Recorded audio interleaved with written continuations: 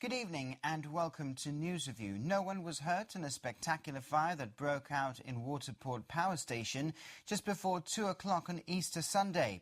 But practically everyone was affected as electrical supply to all districts was immediately cut off as a precaution. A mechanical failure in engine room 1 provoked a fire which resulted in a loud explosion.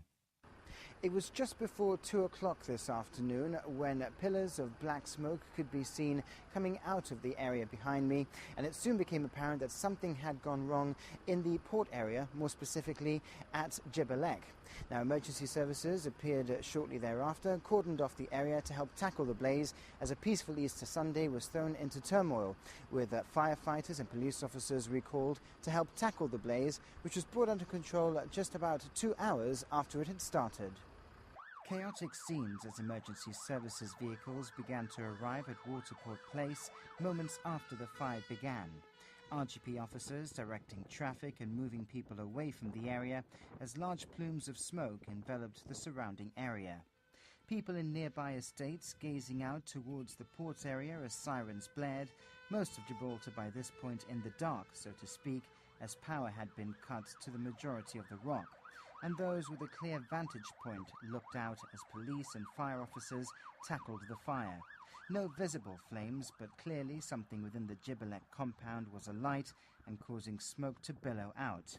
The RGP were quick to cordon off roads to keep people and vehicles away from Waterport Place and to allow easy access for more emergency vehicles.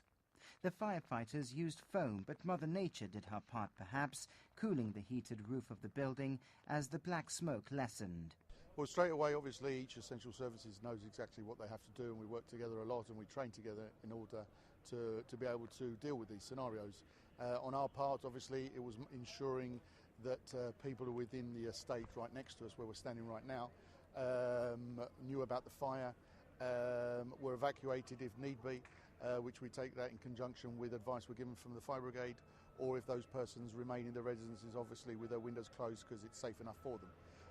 And then what we do is we close the relevant roads, create the relevant cordons and ensure that people don't come close to the area, but at the same time we can continue with the traffic flow in the area so that the rest of Gibraltar can still travel around normally without causing too much of a traffic matter problem.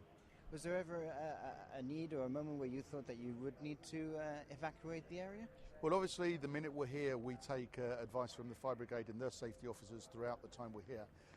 And they were happy that people remained in their buildings, obviously with the windows closed with the smoke. But certainly, there was at no point that we thought that the people needed to be evacuated. If they had been on the advice from the fire brigade, we would have done that straight away.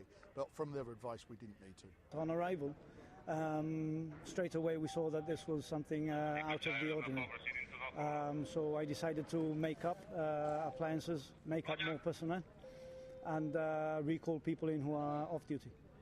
Okay, so when you approach a situation like this, how were you able to? What was the strategy in order to tackle a fire that you couldn't get too close to? Well, not just a fire of this type, but any type of incident. The main priority initially is to get as much information as you can, both of what has happened, who. Any people who may be trapped inside, persons reported, and so on. In terms of the supply, we need the supply isolated, obviously, because if we apply water or foam to live equipment, that doesn't go well. So the main priorities initially was whether there was any persons reported. Then we isolated the electrical supply and the supply lines for diesel that go to the generators as well. So those were the main priorities initially prior to committing anybody in. Okay, and so how long did it take to bring it under control? Approximately 3/4 of an hour to an hour to bring it under control. Problem is it was very treacherous conditions inside. Visibility was zero, so we have something what we call thermal image cameras.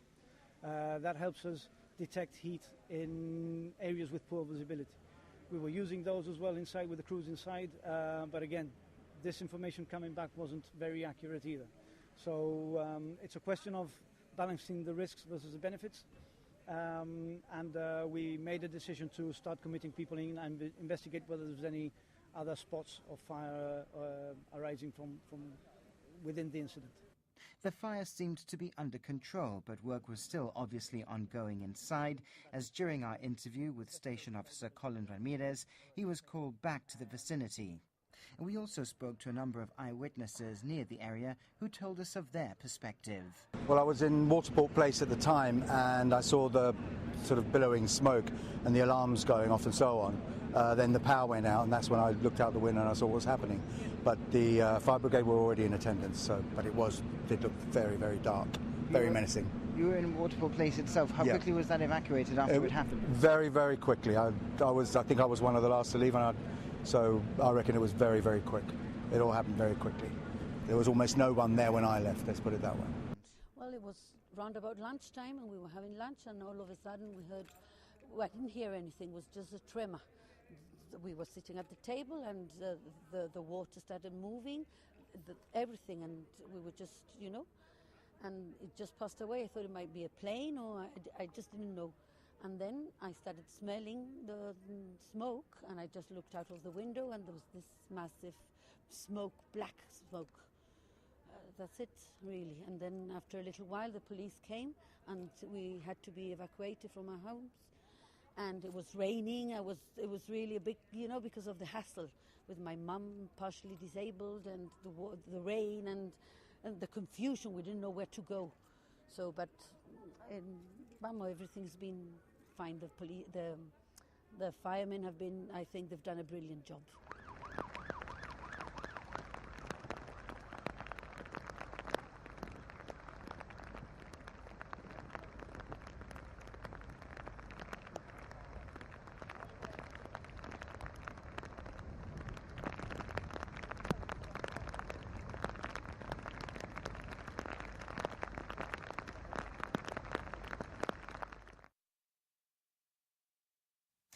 The company that will build the new power station is expected to be announced in the next 30 days following the end of the tender process. And new engines arrived this week to relieve the old generators at Waterport. Meanwhile, the Chief Minister ordered an urgent review into the failure of the telecoms infrastructure during Sunday's 6-hour power failure, which he's described as unacceptable. Gibraltar suffered 2 widespread blackouts following an explosion and fire at Waterport on Sunday. Some online gaming companies had to apologise to customers as they went offline during one of the busiest sporting days of the year. The source of Sunday's fire was an elderly engine at Waterport, which the government says should have been decommissioned years ago. The incident was followed by another blackout on Monday when turbines tripped in the same power station. In the short term, 16 Caterpillar XQ2000 diesel engines have been ordered and are expected to arrive in the next few days to relieve the old generators. The government says this should guarantee all the ROC's power supplies for the next 2 years, even in periods of high demand. In addition to this, the result of the tender process for the new gas-fueled power station will be announced in the next 30 days, with Number 6 suggesting that a new plant will be in operation within 18 to 24 months. The new power distribution network is being worked on by the Electricity Authority and will have system redundancy, so that in the event of a major incident, power will continue to be supplied to the rest of the network whilst the fault is repaired. Meanwhile, a review has been ordered into the apparent failure of additional services, namely telecommunications, which the Chief Minister says is what concerns him the most. The UK press focused on the problems suffered by some gaming companies who went offline during one of the busiest days on the sporting calendar, with the Irish Grand National and bank holiday football taking place. William Hill tweeted to its customers thanking them for their patience, explaining that the Gibraltar power plant had blown up. The BBC, Daily Express and Daily Telegraph claimed that the power outage had also affected Betfred and Ladbrokes. However, a statement from Europort said that all gaming companies housed in their offices, including 888, Mansion, GTech, Bwin Party, Ladbrokes, Victor Chandler, Gala Corral and 32 Red, had all been kept powered. Europort has its own backup power plant. They're also kept online via Sapphire Networks, who also have backup generators. A spokesman said the company's fibre network running through Gibraltar, Madrid, London and Amsterdam was unaffected since it has its own power supply. Most customers on Jet Telecom's services, however, went offline, even those on 3G services. In his statement, the Chief Minister says he's not satisfied that the telecom's infrastructure worked as he would have expected, and is going to ensure that these processes are reviewed immediately. Meanwhile, the opposition this week said the government's focus on vanity projects, such as the beautification of Number 6 and Commonwealth Park, are jeopardising the government's ability to deliver the single most important piece of infrastructure the community needs, a dependable source of power generation. The GSD says the power failure on Easter Sunday, which persisted for 6 hours, was understandable but by no means acceptable. Opposition leader Daniel Feetham spoke to Stephen Nish. Well, look, we've tried to be as constructive as possible in relation to the issue of the power station. I mean, we haven't engaged in destructive politics at all. We don't believe that the power station, the location of the power station at North Mole is the best location. I think that it has the propensity to interfere with port activities. From a health and safety point of view, we're also not convinced. It's a very densely populated area. We had our own plans for a power station at Windmill Hill, which was a very advanced stage. The finance was in place, contracts were signed, and indeed, if the government had proceeded when they got elected with our project, that would have been probably been completed by now. Certainly it would have been completed by their own timeline. What we now have is a situation where the government scrapped our plans, it's undertaken its own plans, and quite frankly, I don't see that the power station is going to be completed before the next election, and certainly I don't think that it's going to be completed before mid-term after the next election. And it's an issue that really affects everybody in Gibraltar. It affects the community and it also affects the economy.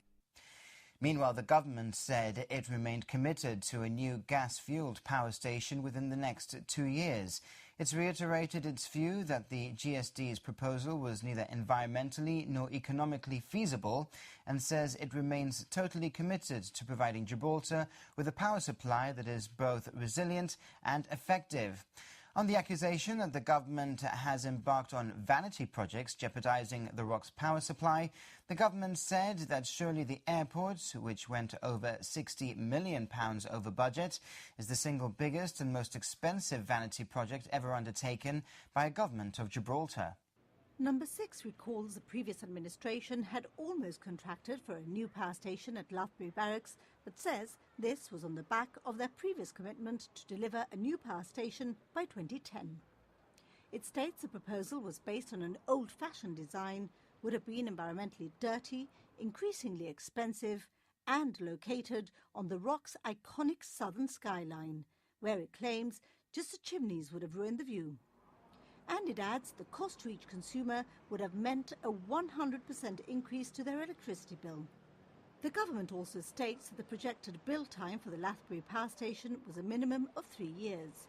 So it says our community would still have been reliant on the old Waterport power station. It points out that over the weekend it's been in direct personal contact with each member of the gaming community to better understand the impact the power cuts have had on their businesses, offer support and understanding, and brief them on the government's plans in the short and medium term. The Chief Minister has accused the GSD of lashing out to avoid looking into their failures in the past. Fabian Picardo claims the GSD had a report since 2003 that told them that Waterport had to be decommissioned, but then agreed that £7 million earmarked for investment in the MOD power infrastructure should be paid to Spanish pensioners. He says the community is clever enough to see who is delivering the solutions it needs and who's spent 16 years basking in political power without investing in our electrical power infrastructure.